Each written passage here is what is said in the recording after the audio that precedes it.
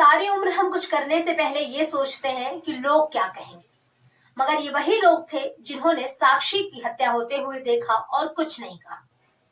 नमस्कार, स्वागत है आप सभी का बजाते रहो न्यूज में और आपके साथ मैं सुष्मिता मिश्रा।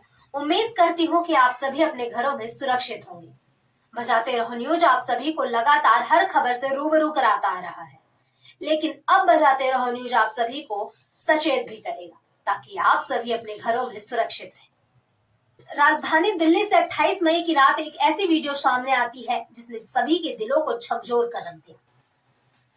दिल्ली के शाहबाद डेरी इलाके में एक ऐसी घटना घटती है जिसमें एक लड़की की बेरहमी से हत्या कर दी जाती है और वहां मौजूदा लोग देखते रहते हैं, लेकिन उस लड़की को बचाने की कोई कोशिश नहीं करता है। ये सारी घटना वहां लगे सीसीटीवी कैमरे में रिकॉर्ड हो गई। आपको बता दें कि शाहबाद डेरी इलाके में साहिल नाम का एक लड़का रहता था। एसी और फ्रिज रिपेयर करता था।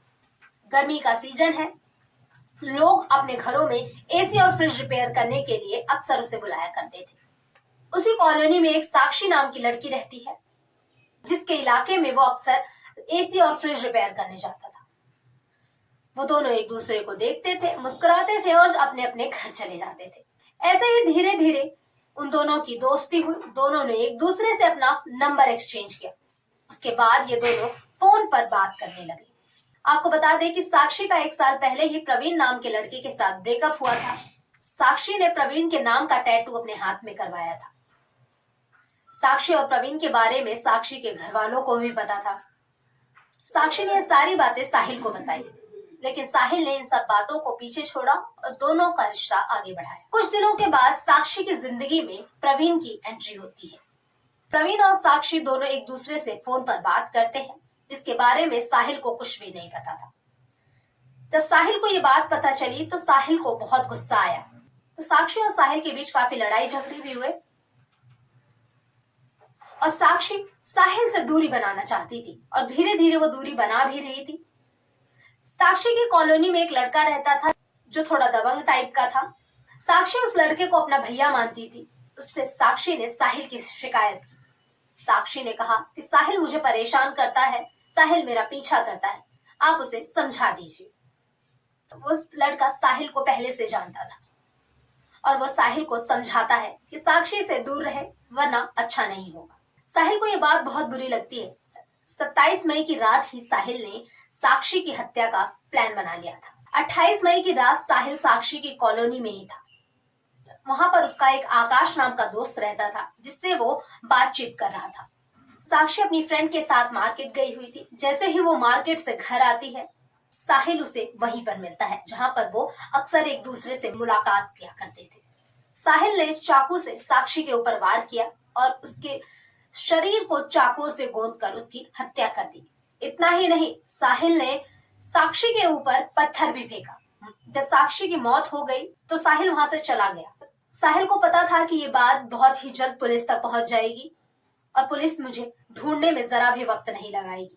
साहिल हत्या के बाद रिठाला जाता है जहां पर वो चाकू फेंकता है और अपना फोन स्विच ऑफ करके फेंकता है। फिर वहां से साहिल बुलंदशहर के लिए बस पकड़ता है। पुलिस को गुमराह करने के लिए साहिल ने 2 बसें चेंज की। पहले में आधे रास्ते गया, उसके बाद वो आधे रास्ते, फिर उसने दूसरी बस ली। वहां से वो अपनी बुआ के घर जाता है। रात के 1 से 1:30 बजे के करीब जब साहिल अपनी बुआ के घर पहुंचा तो सब उसे देखकर हैरान रह गए। सबने पूछा तो साहिल ने बताया कि मैं यहाँ पास में शादी में आया था, घर जा रहा था तो सोचा आज यहीं रुक जाऊं, सुबह यहाँ से चला जाऊंगा।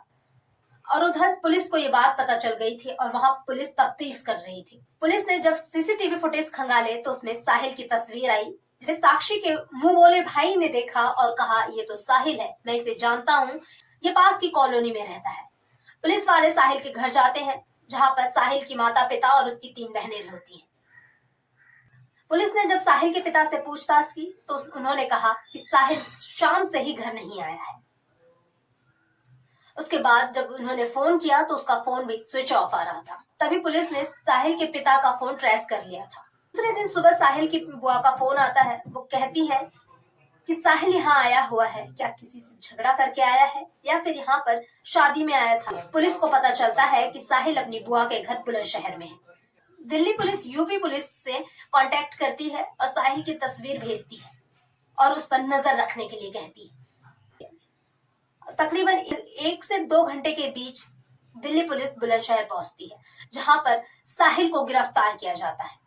बुलंदशहर में साहिल को गिरफ्तार किया गया, उसे दिल्ली के बवाना थाने में रखा गया है। पुलिस के पूछताछ के दौरान साहिल ने बताया कि वो साक्षी से काफी नाराज था। साक्षी अपने पुराने प्रेमी के पास जाना चाहती थी और ये मुझे बिल्कुल भी मंजूर नहीं था, इसीलिए मैंने साक्षी की हत्या कर दी और मुझे इस बात का बिल्कुल भी अफसोस नहीं है कि मैंने उसकी हत्या की। फिलहाल के लिए इस वीडियो में इतना ही। अब मुझे दीजिए इजाजत। नमस्कार।